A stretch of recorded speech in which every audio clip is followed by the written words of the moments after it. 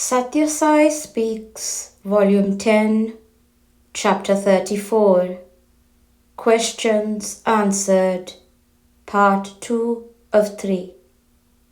Good thoughts will get desires in good forms. When you feel that it is not the other whom you are serving, but yourself, then your service will be better and more effective. Establish this attitude more and more firmly in your mind. If you do good, you get good from those around you and from the universal entity God. If you do bad, you get bad. Divinity but resounds, reflects, reacts. God has no favorites, no prejudices. The thought creates a desire.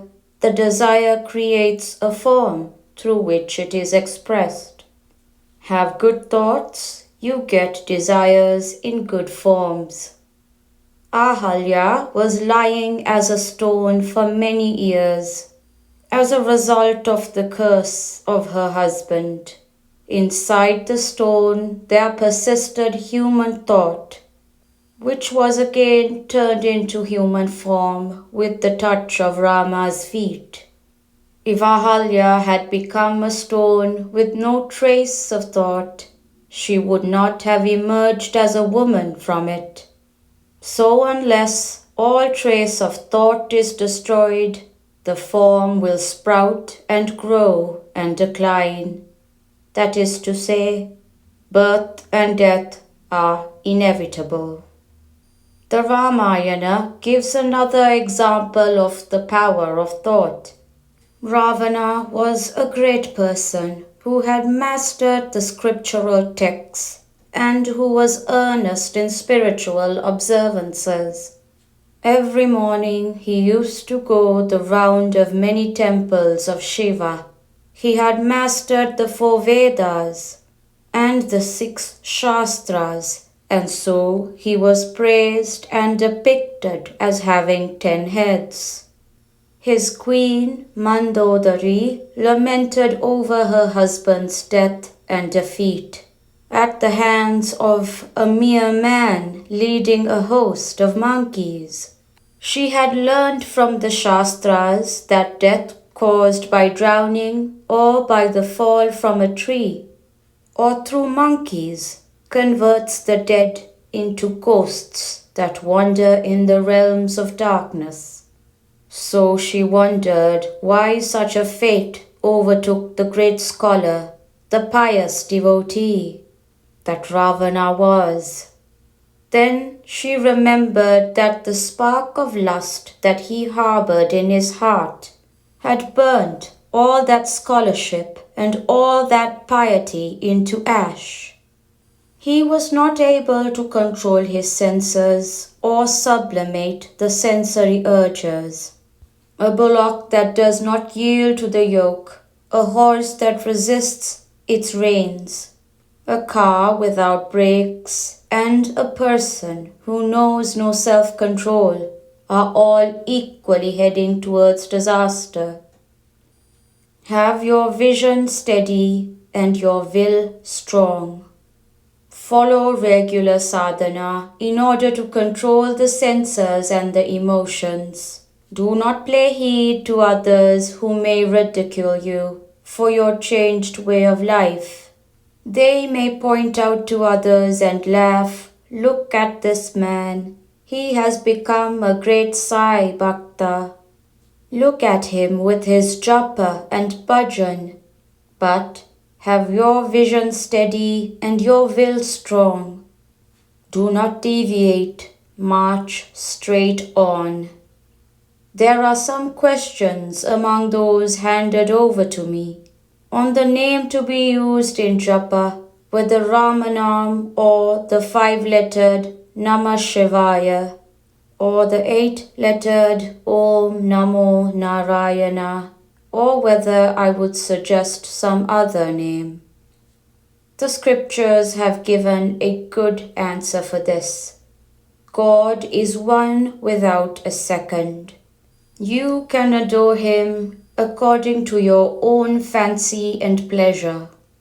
He does not change. He is not changed when the names you adore him by are changed, or the forms you picture him by are changed.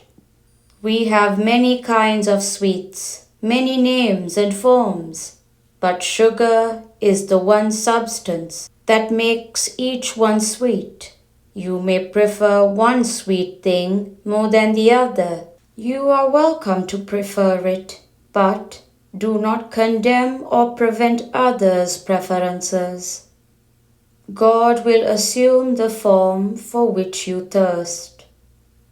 You may adore Krishna, for that name and form gives you greatest joy, the maximum thrill, but do not find fault with a brother who worships the same God through another name or form, Rama, Shiva or Vishnu or any such other.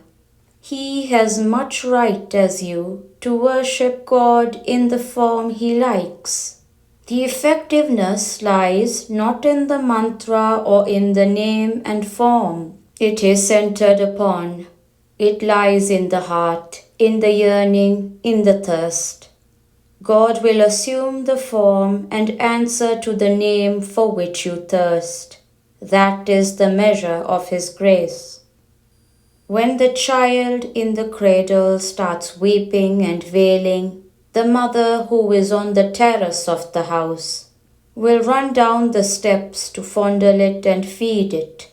She will not stop to discover whether the wail was in the correct key or on the proper note. So also the Supreme Mother of the universe will come down from her sovereign throne to fondle, caress and console her child, provided the yearning comes spontaneously from a full heart, a pure heart.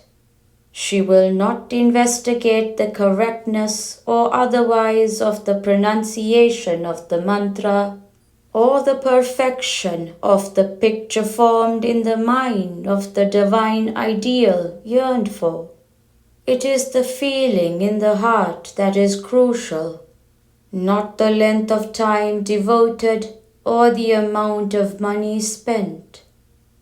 Be sincere in sadhana. Do not attempt to imitate others. Let it arise out of your own genuine yearning. You should also not be urged by competitiveness or the desire to show off. That bhajan mandali is conducting Naga Sankirtan twice a week. Let us also do twice a week. Or let us do thrice a week.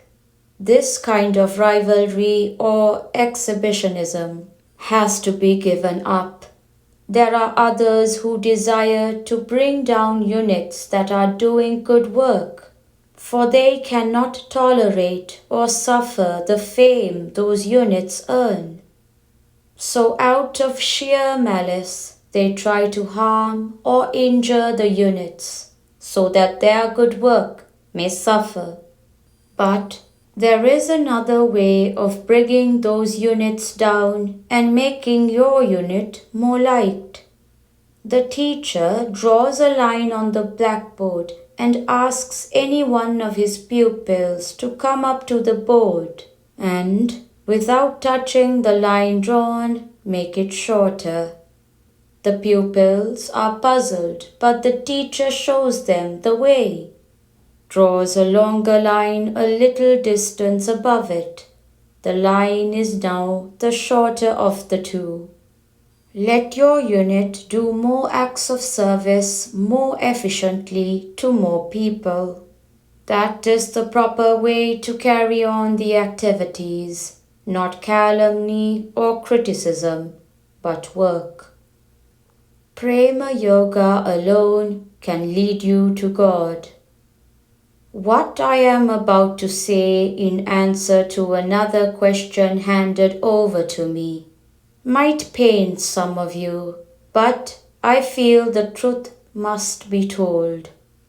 There are some who are attracted by various systems and methods, like Hatha Yoga, Kriya Yoga, or Raja Yoga, which claim to help people to realize the self. But I must tell you that no one of these can make you realize God. I am saying this most emphatically. The Prema Yoga, discipline of love, alone can lead you to God. Those yogas may calm the mind's agitations temporarily and may improve health and prolong life for a few more years. But that is all they can do. What is the good you hope to achieve with that body in those extra years? If love is absent, they weigh you down like big burdens. If love is cultivated, then the body can be used for serving others without regard for the interests of the body. Dharma guards those who guard Dharma. The body should be guarded and sustained for the service one can do with it to others, or for realizing the Atma while in it. There are some who observe strict discipline in spiritual practices, who follow a rigorous timetable of japam, dhyanam, etc. Of course, this is good practice, but do not stick to this timetable or that program. Even when you have a call to go to the help of some person whose need for service is great and urgent, if you give up your dhyana and serve him, you will benefit more from that service than what you may gain from the dhyana. If you feel that the person next to you suffering pain, needing relief, is a nuisance, and move on to some place where your dhyana will not be disturbed, you surely are not going to get the merit of that dhyana. It is certainly a wrong you have committed, and you do not deserve grace.